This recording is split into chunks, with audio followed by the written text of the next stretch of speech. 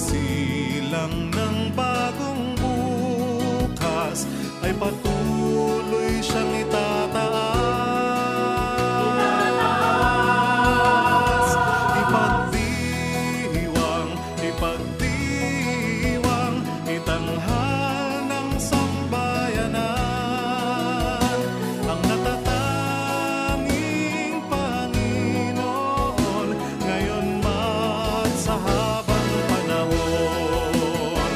Ipagdiwang, ipagdiwang, itanghal ng sambayanan ang natatanging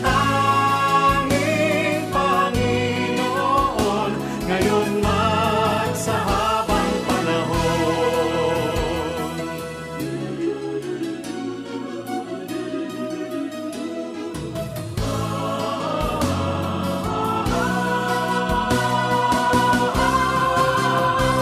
Down the pathway of 100 years shines